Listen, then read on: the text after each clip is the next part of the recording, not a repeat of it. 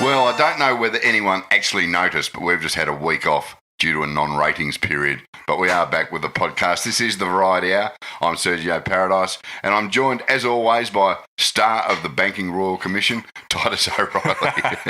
Gee, I've got to apologise to everyone for us missing a podcast because it was my fault. I was up in Sydney for the Sydney Comedy Festival, so I was away all week. Which went pretty damn well, I hear, as well as the Melbourne one. Yeah, they both were great. Thanks to everyone who came out and saw the shows. I had a ball. I was just saying to you before we went on air, I'd just done 25 shows in about a month. So I'm absolutely spent. I can't remember doing 25 days of work in a month ever. I got into this to not work hard, not to work hard. But it was a great fun. I got to meet a lot of people after shows and have chats and everything, and it was really fun. Got a couple of – most of Melbourne sold out. Mm. So I know quite a few people have emailed me because I'm looking at putting on another – show of that comedy festival show, just a one-off in Melbourne. Excellent. Just one night only. One night, just because this will sell out. Well, they all sold out. Like my last 12 shows at the comedy festival was sold out well in advance. So we're going to do one more for that, and then I think I've got another one for our friends in Adelaide, which I'll going to go to Adelaide. And some of the other cities I am either looking at or have stuff that I just can't announce yet. But so I will be getting around if people are wondering. But yeah, I'm absolutely tired. So whatever I say, if I do any musical jokes, it may be a few stumbles today.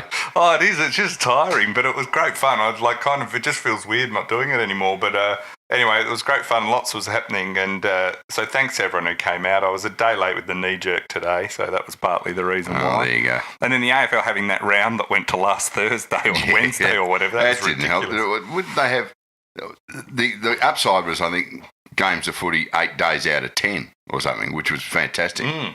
I mean, if you like watching lots of footy, it was pretty hectic. Oh, it was amazing. It's poor planning though. But by the AFL. Well, I know they've got to fit around Anzac Day and all that sort of stuff. But didn't help that it was on Wednesday, I guess, this year. How inconsiderate of the Anzacs. That's smack bang in between 2 weekends. Oh, I know. Well, and the NRL started their round on the Wednesday. Right. Rather so that's confusing too. Well, there's no good way to do it, is it? No. So that means if Anzac Day is a Wednesday this year, does that mean next year will be Thursday or the Tuesday? I can never work this out. I can never work it out. No. Smarter people than us are working that out. Yeah, the whole AFL scheduling commission couldn't get it right. I can barely stand up at the moment, so don't ask me any serious questions. Yeah, for those listening at home, he's actually lying on his back on the carpet, holding one of those fur-covered microphones next to his face. His hat rakishly, jauntily hanging off the back of his head. Oh, it was fun. But Sydney, I got to say, when I was up in Sydney, just before we get into the whole thing, so it was great being up in Sydney. It was good fun because I went out to the GWS Giants, the Spotless Stadium. What's it like? I've never been there. So that's why. I did, because I'd done the Melbourne Comedy Festival, and that was 21 nights, and then I flew up to Sydney a day or so later. I had put no plan into what I was doing in Sydney apart from the show. Yeah. Obviously, I hadn't planned to catch up with anyone. I hadn't planned to.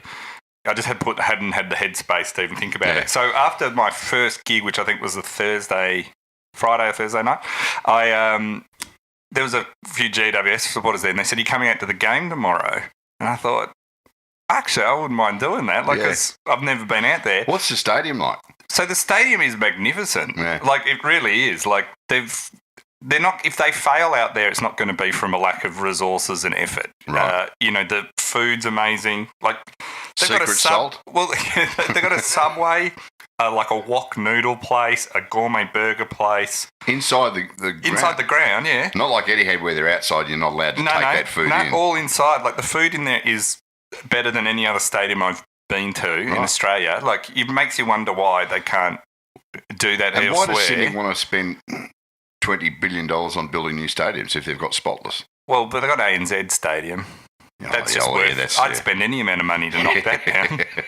Wouldn't you? Yeah, we should start even though they decided to keep it, why don't we start a GoFundMe page to get the joint bulldozed?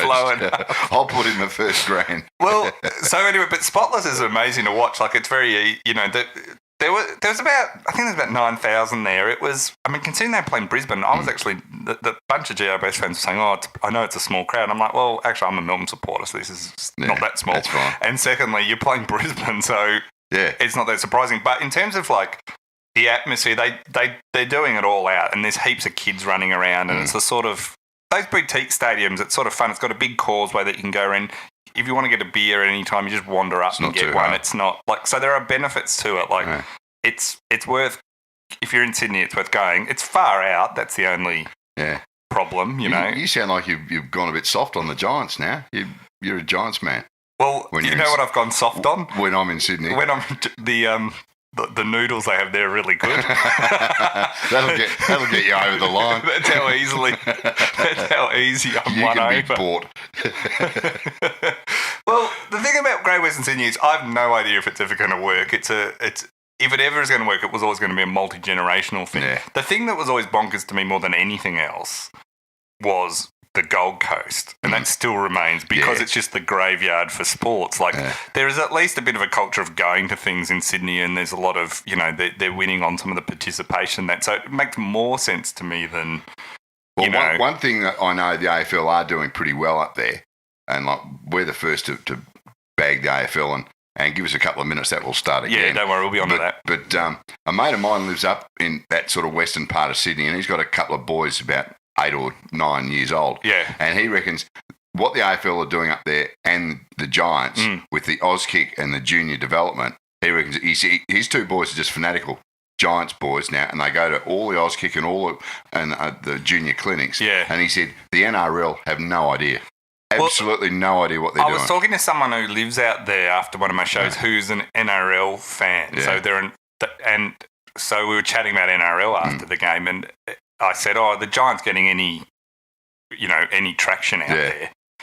And he said, they are through the juniors. And he said, but the thing I think people in Melbourne don't get is how weak the community interaction the NRL clubs actually have. Yeah, well, that's his point. This guy was an NRL fan.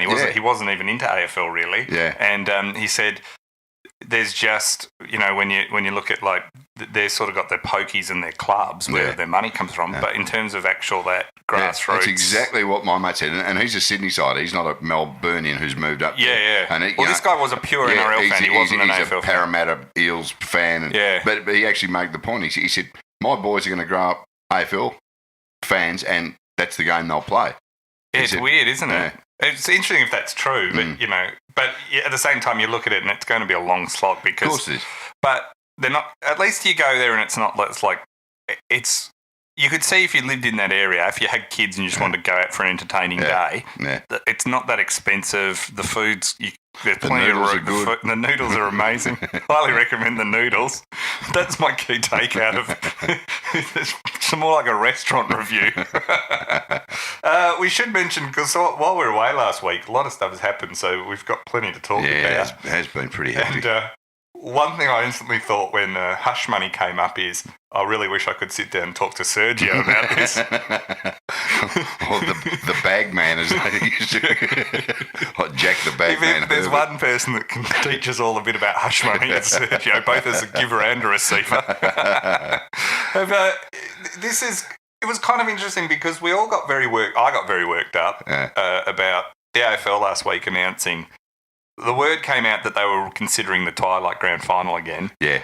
And they seem to have balked at not moving it. Yeah. Which, the reason I get fired up about this is I'm very against the Twilight. Because so am I. I just think it's just a pointless change. The fans don't want it.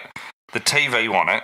And the players don't want it. The players don't want it. And the best conditions are going to be around the time it's played now. You don't want all the dew on the ball and all that. So there's reasons. And when people say, but it's so exciting to have the, nighttime concert. I'm like, well, they have the concert after anyway. They have all this nightlife. Like Melbourne, it just works. Starting with the breakfast all the way through, it works as a day. And kids are at their peak when it's on. Kids aren't tired. They're actually... The game can it's over by 5:30, 6 o'clock. Yeah. The kids can join in the celebrations if their team's won, and you can still get them home in bed at a reasonable hour. Yeah, it's all the There's things. a million things. The thing that annoyed me about it last week was Gillen keeps coming out and he keeps saying the move to twilight or not, it's inevitable. Well, that's the thing. It's only inevitable if you keep saying it. And this is my bit where I was annoyed last week, even though they have once again, credit to them this year, not pulled the trigger. But it's just because I feel like it's a delay of execution is why I won't shut up about it.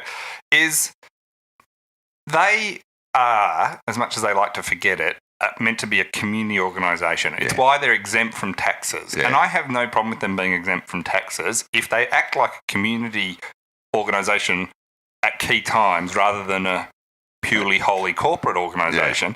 And so when you've got the majority of the community of football fans saying, we don't want it at twilight, then that's where I get annoyed if they're going to suddenly say, well, we're going to move it. Because that is not being community, that's being corporate. It's not inevitable. Why is it inevitable? No. It's only inevitable if that's the Commission's determination for it to happen at some point, which obviously it is. So you're right. They didn't pull the trigger this year, I reckon, for a couple of reasons. One, obviously, there'd be the public backlash, which is one thing that scares them at the best of times. And the other is, I reckon, from a practical point of view, there's a lot of organisation already. I mean, we're only 6 rounds into the footy season, but there's still a lot of clubs, not even AFL level, but football clubs right across Victoria, or probably the whole nation, who have already made plans for the 28th or 29th of September, whatever it is this year. And if they were to move everything back a few hours, it stuffs up a lot of people. So I reckon this inevitability thing, they've put it off. I'd put my house on it that next year it will be. Well, it does feel like they're just doing the softening up process of trying to get everyone used to it. So. That's all it is. Yeah. So anyway, but when he was announcing that it wasn't moving, he then kind of got, because it was in Perth, he was in Perth doing a bit of travelling around there. He got drawn into the Fremantle Dockers hush money and the Sam Power Pepper. Powell Pepper. Pick the pepper. No, this is just my brain not working. I did warn people my brain would not be working today. He then got sort of drawn into those issues, and it seemed that in his comments he basically ticked off on hush money was okay, and that it's part of their respect and responsibility policy and all that sort of stuff. Now, the AFL have denied that it's hush money. So they're saying that there are moments handing over where money to someone with a contractual arrangement for them not to speak publicly about being given this money or the reasons behind it. It is hush money. Call it whatever you like. So this is where, like, not knowing all the details is the problem, right? So on one hand, I can understand that people on some workplace disputes want a level of confidentiality, and sometimes that can be the victims, right? If you want to complain about something that's happened, but you're worried that would then affect future employment opportunities, or your name would be dragged through the public mud and all the stuff that goes with it, I can totally understand. It doesn't have to be a sexual assault or a complaint. It could just be a workplace dispute or all that sort of stuff, like a bullying dispute. Could be a whole range of things. I can kind of understand where this confidentiality is needed, because that's to me not beyond the thing. Now, the thing is, because of the confidentiality, if payments are made, what are they made for? So are they made as part of part of an employment contract if you decide to finish up, and it's just triggered and it's not necessarily tied to the confidentiality clause, or it cannot be. There are HR examples where it's not tied to the confidentiality. It's a payment under the thing that's agreed because it might be for inconvenience caused because of what's happening and all that sort of stuff. Like, I'm just saying, when you don't know, there could be things there. The problem is, it can at other times be used to be hush money, even if it pretend not to be, and the perception is terrible. And look, I sort of understand part of what Gillen was saying, that the payments of these money on occasion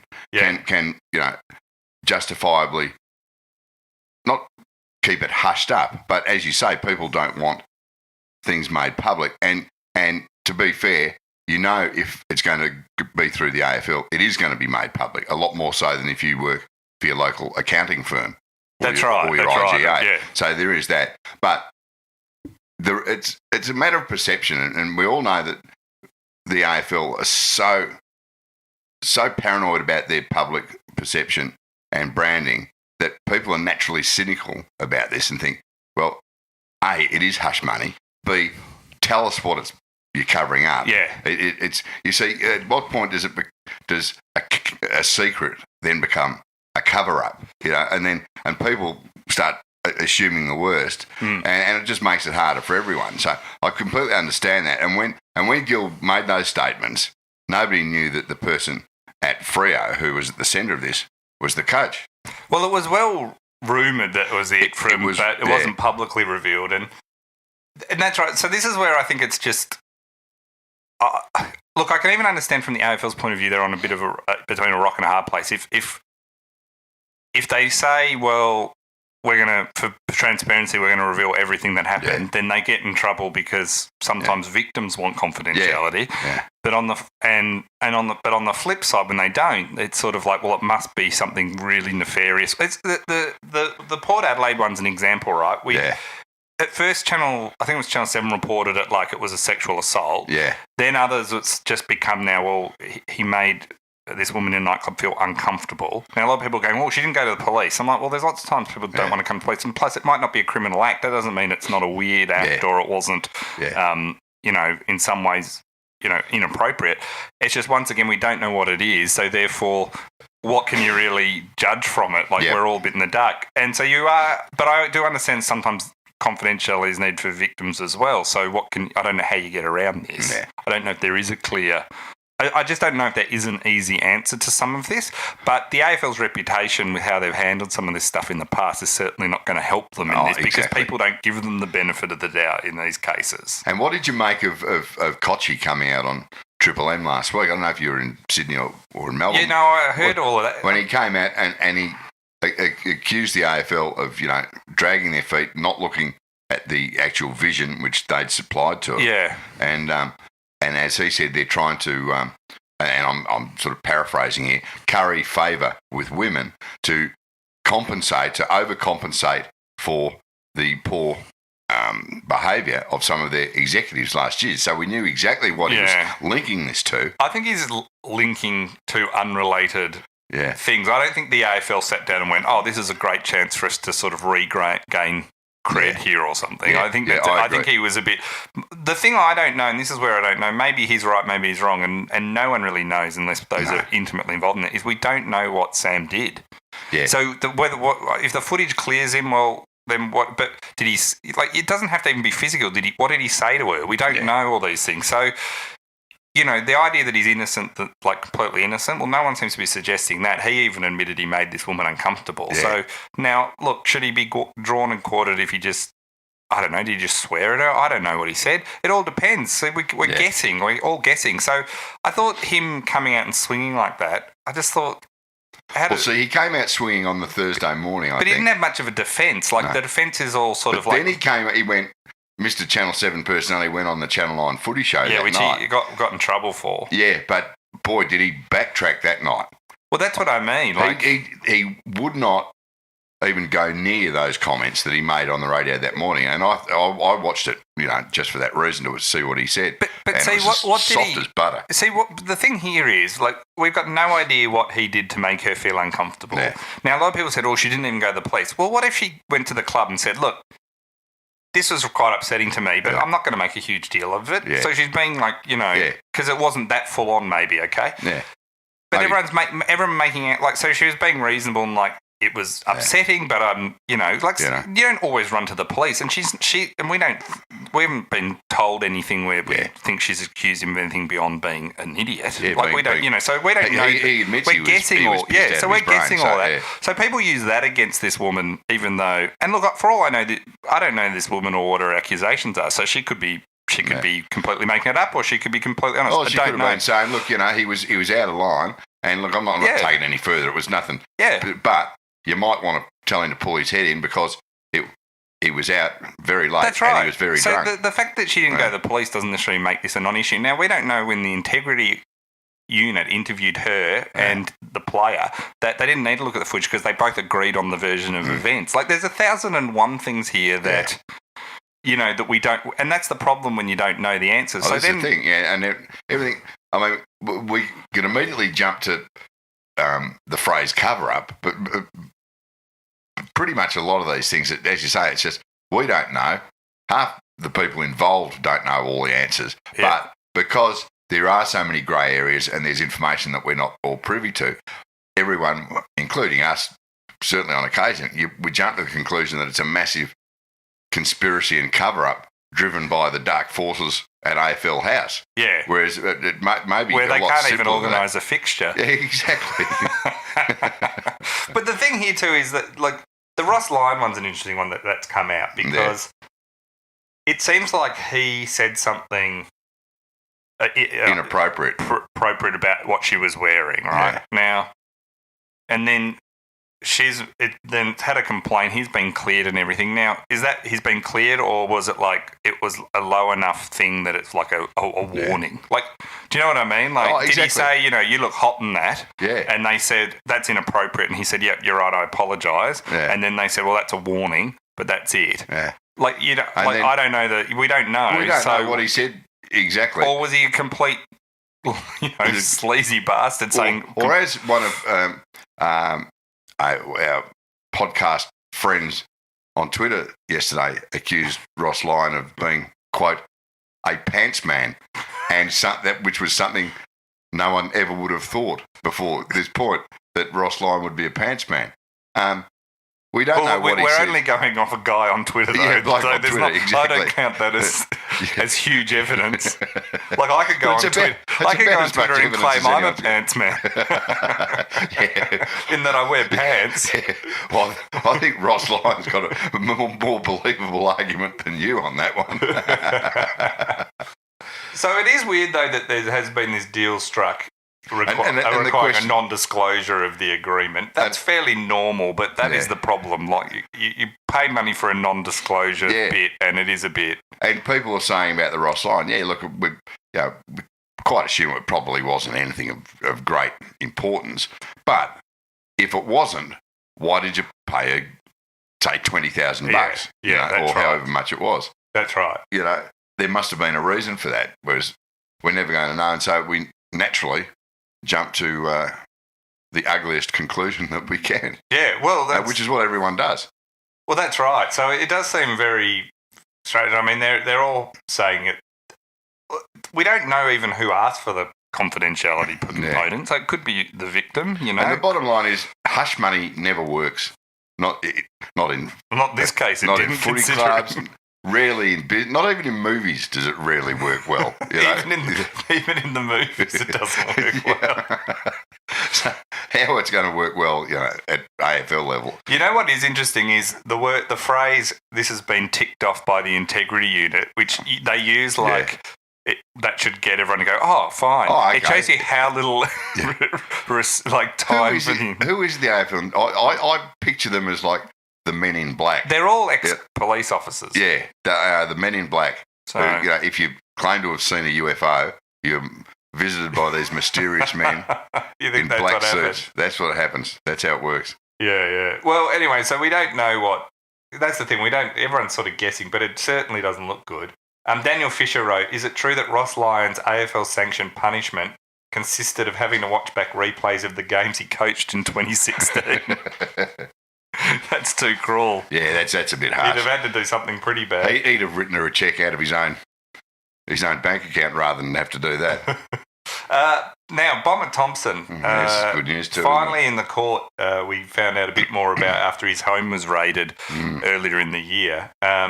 In his locked bedroom, they made it sound like it was locked, like not just a normal lock. Like maybe I might be imagining it, but like a padlock or something. Well, I'm thinking like a Get Smart, where there's 5 different doors that open one after another. Anyway, it says here that ecstasy tablets and ice pipes were found in his bedroom during the raid. They also found DNA on packaging containing more than 33 grams of ice. 4.2 grams of amphetamines, and an LSD tablet. They also said that, as well as within his room, they seized within the house various drugs and paraphernalia, including 839.7 grams of MDMA, which is ecstasy. Yeah. Is that a lot, Serge? Well, you're my go-to on drug weight. 839 grams. I mean, that's just under a kilo. Yeah. So that's, I mean, that's a night out for you, though. Think of a kilo of flour. You know, right. You know, that's a fair whack. And somebody who is an expert on this, and that certainly isn't me. I would imagine out of 839 grams of MDMA, you could make many hundreds, if not thousands, of tablets.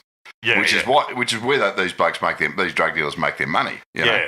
Because they cut it with bloody rat sack and you know paint thinners, and it goes a lot further. It was also revealed that while Bomber hasn't been charged, police consider him a person of interest in the investigation. It seems that he was living with a guy called Thomas Windsor, who is a bikie down there. And if you see pictures of him, he's got tattoos all up his neck and on his skull and everything. They were sharing different bedrooms, which they both seem to like. They both seem to like. That's one thing we can be glad of. Yeah. She said that within Bomber's bedroom, they uncovered digital scales, multiple clear resealable bags, and Xanax tablets alongside the ecstasy tablets and ice pipes. They're not ruling out, even though it wasn't in his bedroom but in the shared area, they're not ruling out him being linked directly to the 839 grams of MDMA, and that his DNA was found on drugs in not only the bedroom but a separate packet of drugs in the mezzanine area containing ice and amphetamines. It doesn't sound good. No. I mean, all that evidence is circumstantial until they found the Pink Floyd box set. That was that's the bit that kind of... You're in trouble now, Bomber, you know. I mean, there's obviously... there's... I mean, it's not a good story. I mean, you know, even last night on Footy Classified, you know, Matthew Lloyd was saying, you know, it's terribly sad what's happened to Bomber and what sort of ugly place he may well be in. It is, but at the same time, like, here he is, like, I think you can rightly say look, we don't know his level of involvement, but like there's a fairly major drug manufacturing or distribution business being run out of his house. Like at some point you have to have, I know that there's, because he was a great footballer, people sort of go, it's so sad. And maybe, you know, it is sad, but at the same time, like, what about the risk enabling this to happen pushes onto all the people out in the world who have had kids lost to these things, you know. Well, that's right. He's got to take some responsibility. Like he's obviously not doing it for the money because he's got the money. I was just going to say, from a personal point of view, if he was involved in, as you say, drug dealing on a reasonably substantial scale, I mean, that would just imply greed on a massive level because it's quite open publicly that he made multiple millions of dollars in the last couple of years on that property deal, which is perfectly illegal and good on him. So you'd have to think he doesn't need the money. So I don't know, maybe he's been sampling the product. Well, he's obviously got issues, but that's where at some point, like, there's always just this fine line with footy players, especially, which is between personal responsibility and sort of like. So if this was someone who wasn't a footy player, everyone would be saying, "What a disgrace." Yeah. But because it's him, they go, "Oh, it's sad. He's obviously got mental health issues." Now, the reality is, and addiction issues. Now, the reality is, both, whether you're a footballer or not, both of those things can be a bit true.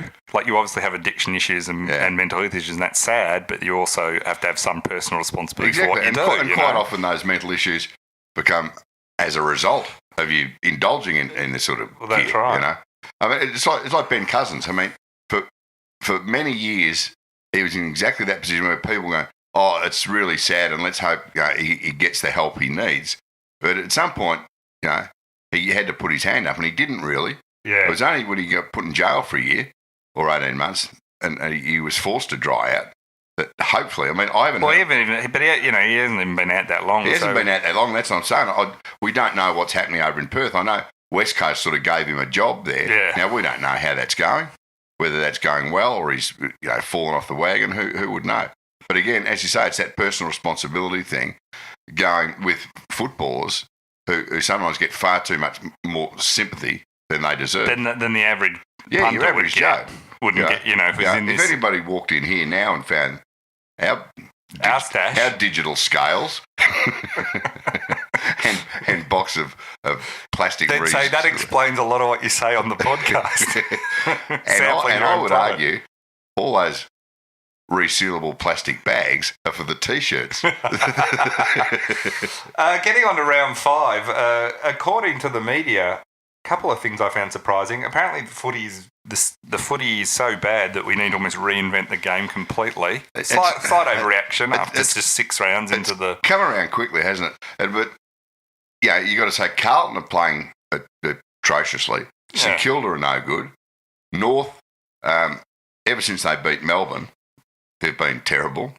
And there was a number of games on the weekend that were just really hard to watch. But footy goes through these cycles. Yeah. And I think at the moment, everyone's learnt Richmond have that vice-like pressure they put on people until you break, right? So that's the style everyone's mimicking in a way. Yeah, and not doing it as well. But it also leads to like these low scores and things. So that's happening.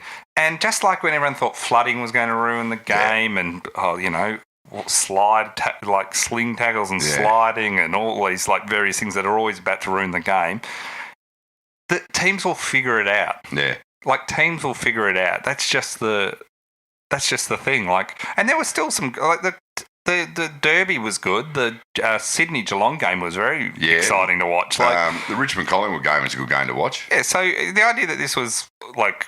Although I was shocked to learn that Collingwood actually lost that game, the way the media carried on. Yeah, you'd think they lost by 43 points. Yeah, they got 7 goals, a fair whack. And there was some article in there that the headline said, Collingwood were the real winners out of this. And I'm like, well, that's right. They got beaten by 43 points over here. The week before, Melbourne lost to Richmond by 46 points. And you'd reckon the entire club should have been wound up. Yeah, that's right. And every player sent back to the amateurs. I know, it's sort of like, they hung with Richmond for 3 quarters. And I'm sort of like, well, this is Richmond's style. They just put you in the vice and tighten until you break. Yeah. And then they destroy you. Yeah. And that's what they do. So this idea that it was like, so I found that hilarious.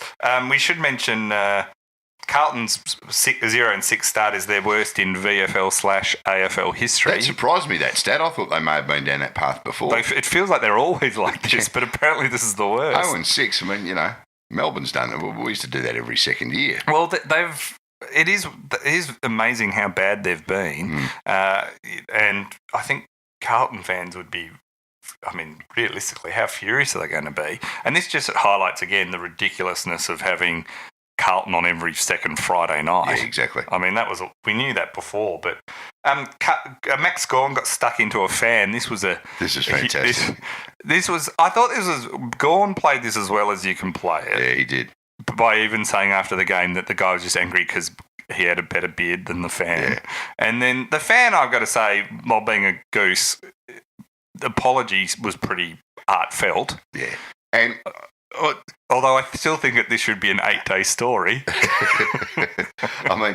This was your classic, mountain out of a molehill story. And this bloke, he was fired up. He leaned over things. The problem was he was physically so close to Max Gawn. That's what made it look worse. But he didn't try and hit him or anything. He just yelled. That's what I'm saying. He got that close that he could have probably hit him or spat on him. He could have easily, but he didn't. But the bloke mouthed off, and Max Gawn, he didn't say exactly what he said, but all he pretty much implied that it was a lot of sweering involved, which, I mentioned the Essendon fan was yelling, "I'm very disappointed with my own team."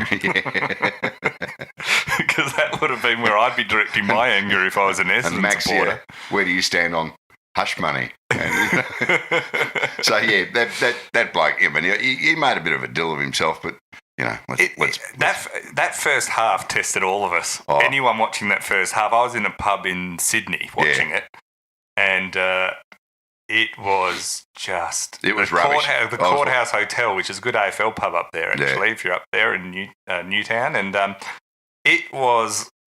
so it was just me, and there were 2 other Melbourne supporters in there. The only 2 Melbourne supporters that live in Sydney. And the groans as the game was being played first half. It was dead set rubbish, that first half. Terrible. And then, but even so, at halftime, I thought, this is going to be one of those games where Melbourne never really get back into it. Essendon will Melbourne will kick a goal, then Essendon will kick one, and I'll finish up losing by I think you're right. 19 points or something. But then all of a sudden, people were talking about the Melbourne suddenly switched on, and they certainly played better, but I didn't think they were overly impressive. Essendon just stopped dead.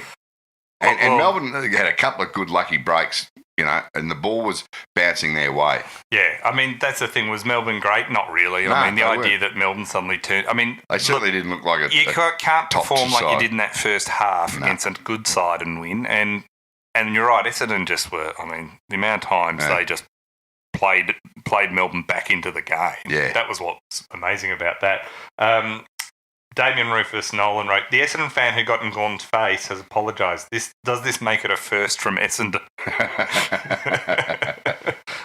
Glenn wrote in, what Essendon team was worse, the suspended 12 with top-ups or the current hacks? That's pretty hard. That's harsh. But when the top-ups beat Melbourne, remember that awful game? Yeah. That was terrible. Well, that team, that featured Mark Jamar, remember, the former Melbourne player? I remember that well. Craig Taylor makes an interesting point. Will there be potatoes growing at Dockland stadiums after the weekend's game, or is the surface too poor even for that? A few times Joe Danaher went down to take a mark, and the sand, it was like diving into sand. And there was, I can't remember who was the player. It was in Essendon. No, I think it was Brendan Goddard on one of the wings. He sort of fell or half slid across the boundary. Yeah. And as he got up, you could see that his boot had pushed up a whole layer of grass, like when you roll out that grass. And he looked at it and then he pushed it back down with his foot and shook his head. And being Brendan Goddard, then pointed his finger at it. The other question we got is from Brendan Whitty. With the media going crazy about Collingwood's effort on Sunday, do you think this will encourage the AFL to give a runners-up cup on grand final day? It did feel like that. Warren King said, is now the right time to start recycling all of our old Damien Hardwick premature contract extension jokes about John Worsfold? It feels like it is time. I think it is. Yeah. I'm going to go do a bit of a Google find replace. Yeah. TV audience for China, you were pointing this out to me. Oh, there was a huge story in the Australian a couple of weekends ago about this. The AFL are claiming that this will be the biggest TV audience ever for a single game of AFL football. Because it's being shown on some of the commercial channels over there. Because I think last year this game, the Port Gold Coast game, it was shown on a small cable channel in China, which I think they pumped it up, that it had the potential to reach millions of people. But obviously it didn't because it was such a minor channel. But it's a commercial station this time, which conceivably will reach, what do they reckon, 10 million plus? Well, no, so this is what I found interesting. So they're saying it's going to be the biggest ever. Now, the most ever watched for Australian TV event, like the grand final, normally is like 3.5 million. Now, they reckon they're going to show this on enough that the reach is 160 million. That's the reach. Yeah. And they reckon 10 million people will watch it. Yeah. Now, that seems a fair drop-off between reach and who will actually watch it. Well, it's like I remember Channel 10 always used to say when they covered the Melbourne Cup Carnival before Channel 7, and I'm sure Channel 7 have been guilty of it as well, is that they always on Melbourne Cup Day, the race that stops the nation, could be watched by, 47 or 48 million viewers worldwide. But wasn't. Of course, you can't measure it and you have no idea. It's the potential reach. It's like saying, theoretically, the grand final, or the grand final, as I say, it gets watched by 3.5, 4 million people a year. Yeah. I mean, theoretically, because it's telecast, it could be the reach is potentially 25 million people. It's like the reach of this podcast. Yeah. Oh, if you can hear that, that's my printer has just started to work on something I printed 2 days ago. So that's good, isn't it? The perfect timing for the podcast. I'm going to cancel that. Porn always takes a while to download. You're printing porn. I don't even know what that means. You're teaching me new things. Andrew Bogut is coming to the NBL. He is. Hey, how excited are you on a scale of 1 to 10? Oh, I'm about 3. But no, it's great for them. I'm a big NBL fan, and this can only be good for the competition, right? Because it's Andrew Bogut. I mean, it'll be like maybe in 10 years' time, Ben Simmons comes back to which he won't, because within 10 years' time he'll be a billionaire. So why would you bother? But it's good. It's such a big name, Bogut. His problem's been injury. I keep calling him Bogart.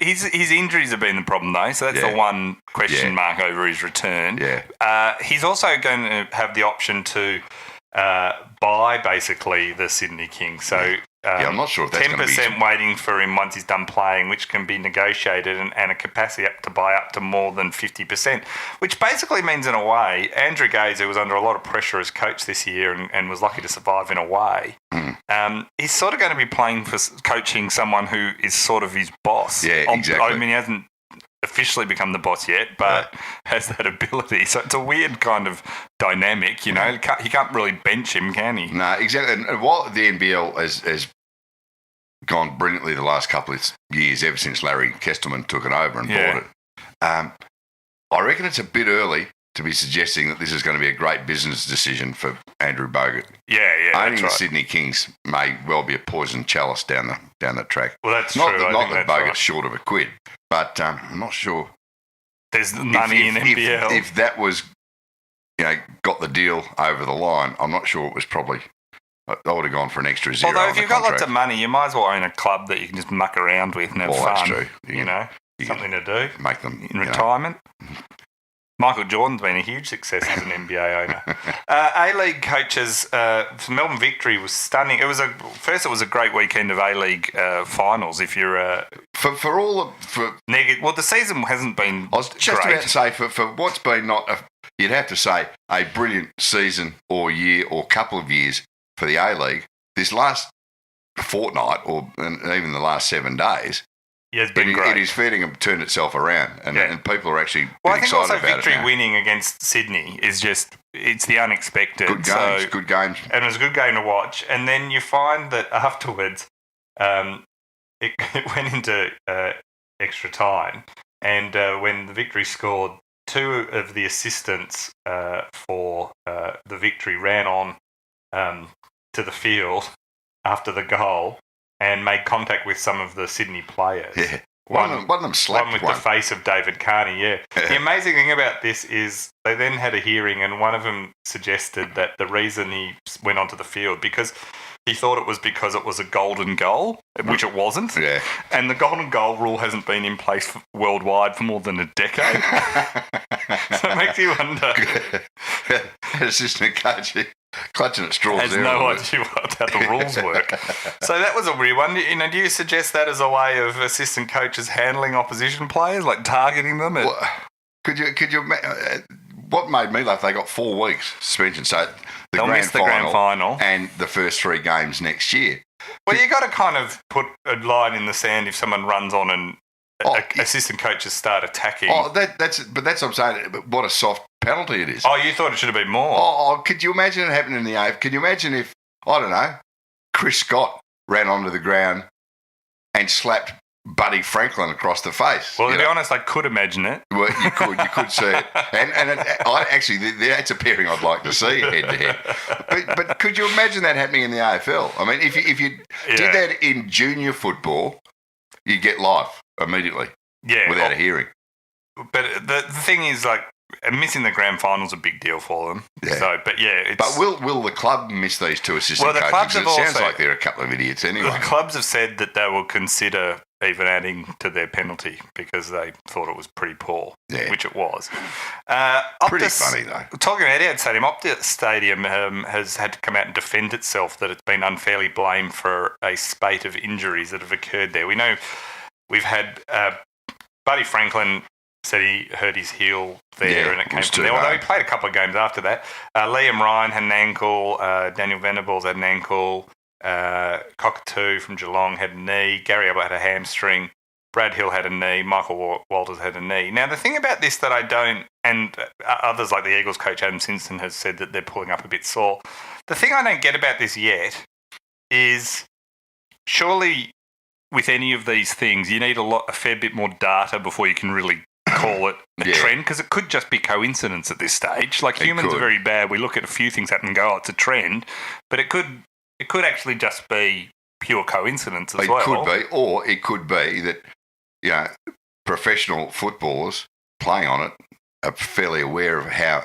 a ground is supposed to feel beneath their feet, and it is too hard. Well, that's what the most interesting Eddie was. Had, when it was, what was it? Colonial Stadium. Yeah. When Craig Hutchison was suspended by Channel 7 for calling it Death Valley. Yeah. So the CEO's defended it though and said that he doesn't think it's necessarily. Of course he does. I mean, when was the last time you heard of a CEO of a stadium say, "Yeah, you're right. It's pretty ordinary. Too much sand in there." I blame the AC/DC concert last year. You think that's what they do? So anyway, it's interesting to see. I'd be interested to see how that goes longer term. Whether that is, they're going to say they're going to grow the grass a little bit longer. Other than that, though, it looks like a pretty flash bloody Yeah, stadium. amazing. Yeah, amazing. The Dally M, which is the Brownlow, basically in NRL. I love this story. There was one of the Gilla rules. Ron Sims. She is one of the people whose job is to vote. So they pick unlike the umpires, they pick a range of media commentators and ex-players and stuff to vote on this. Yeah. They put in their votes for each thing. And they publish the votes each week. Yeah, it's not kept secret till the end of the season. Yeah. And now, the problem she had is she got caught out, basically. She put in a vote for the Eels versus the Sea Eagles clash at Parramatta Manly at ANZ Stadium. Yeah. But she actually had to play across town because of a change in her schedule because she's a player. And so she didn't actually watch the game and put in the votes. And apparently if you want to be part of this, you've got to watch the game live. You can't. You can't watch a replay. You've got to watch it live. That's part of being the judge. So she's had to stand down. She cast 3 points for Mitchell Moses, 2 points for Tim Manor, and 1 for Manly hooker Coruscant. And she said that they said that Coruscant missed 9 tackles and then 3 errors in the game, so that it was a bit weird. He was in the votes. So I don't know where she got all her ideas of who to vote for. She probably just asked a mate, which you should never do. Yeah. The thing about all this is, while some people are very critical, she has resigned as a judge because of it. I would argue that pretty much all the Brownlow votes seem to be done by people who haven't been watching much of the game. I was just about to say, these are the umpires. They don't have to watch the game, do they? Yeah, watching the decisions they make, I often think they're not watching. Yeah. I mean, look at Razor Ray. I mean, if you looked at Razor's votes every week, I mean, you could conceivably argue the same thing, that he wasn't even at the game. Yeah, that's right. That's right. So that's interesting. She's had to stand down for that. Now, my other favourite story this is one you discovered. I hadn't heard about this one. This was this morning. It came out. So Nick Phipps, who plays for the Waratahs, is their halfback. So this is rugby union we're talking now. This is rugby union, Super Rugby. So plays for New South Wales Waratahs. They have a bit of a break at the moment, a sort of a mid-season break in Super Rugby. So it's a bit of an opportunity for the players to go and blow off some steam, basically. Right. And he... He's also getting married. He's also getting married, and so they were having basically his Bucks night. Well, they were, and they'd lost that day 29-0 to the Lions. And you reckon they might have had their mind on what was going to happen later that day? Yeah, that's right. Yeah. So anyway, they went out and they went celebrating all day. I think they played golf in the morning. They had a boat cruise. So by the time they arrived at the hotel. An eyewitness said Phipps and the others were pretty blind. The Woollahra Hotel, which is a very good pub, actually. It's a very good pub. I like the Woollahra pub. I've been there too. It's a good spot. He was so dressed. What did he do? He was dressed as a cow. That's the first bit. And while there, he wandered up to the bar and urinated all over the bar while dressed as a cow. Did he lift the tail first?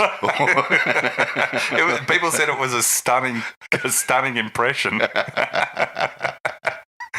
I don't know if he mooed while he did it. So he urinated on the bar? Yeah, right. Was he standing on top of the bar? I don't think he was standing up, but he was dressed like a cow. Right. So, I mean, seriously. You figure he's had to he should be playing rugby league. All the buttons down the front. He then was removed without further incident and put in a taxi by his friends. His friends were allowed to stay and keep drinking. What farm animals were they dressed as?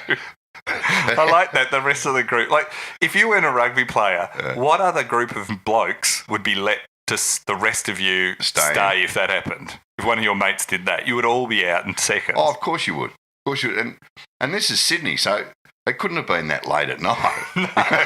It's probably 7 o'clock. I tell you what, being up in Sydney just recently, those lockout laws are unbelievable. The joint is just dead as a doornail. Oh, like, I feel for people of Sydney. Like, I know it's, but you know, because we'd do it, you know, I'd finish, come off stage, we'd have a few drinks, and then you'd be, I'm not talking like going out like at, you know, 4 in the morning. I'm talking like, you know, get around midnight, and you'd be like, well, if anywhere we head to, we won't get in. Yeah, I know.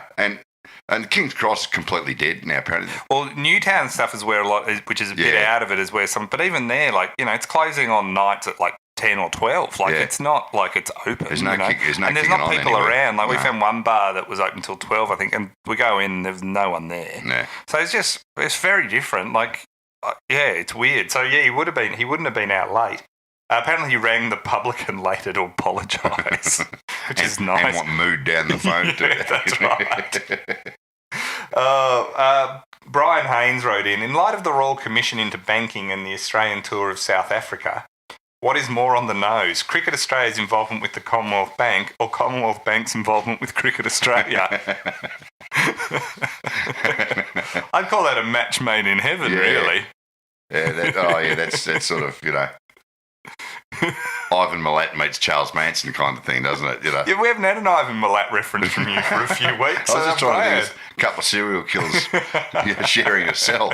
And Ivan always jumps into mind. I tell you what, that Royal Commission is an absolute train wreck. Oh, but the funny thing I find about this Banking Royal Commission is people are acting really surprised that the banks are horrible. That the banks are being run by pricks and always have been. Like, We're all a bit shocked. You haven't dealt with a bank? Yeah, that's right. You know, shouldn't be a great surprise. I can't believe these banks just want to make money. Yeah, they think they are.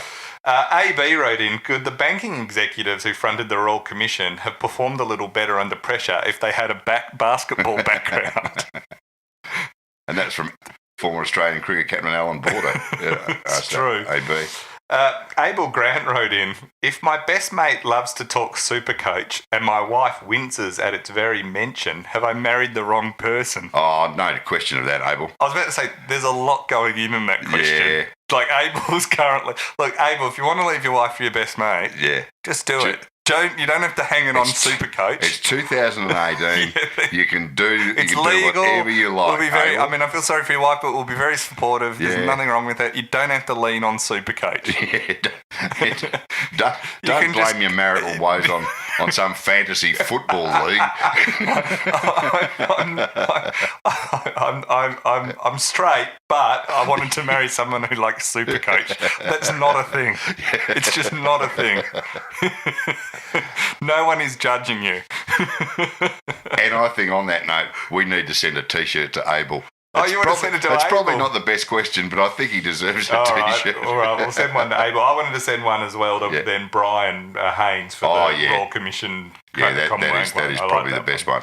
We had some good ones today. It's good to be back. I did miss chatting to you last week, and we'll be back. We're back on normal programming now, I think. Yeah. And if everyone just wants to stay tuned, I'll have some dates for, I think, a date for Melbourne, a one-off show just for people who couldn't get along to the festival, and definitely one for Adelaide, and some other cities are definitely happening. I'm not as close to having them booked in. Right. So, but I must ask you, how did the support slot with Ed Sheeran go?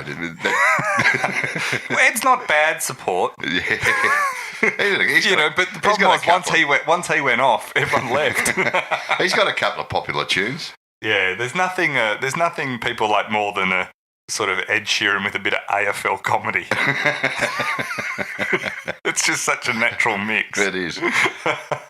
All right, we'll see you all later in the week.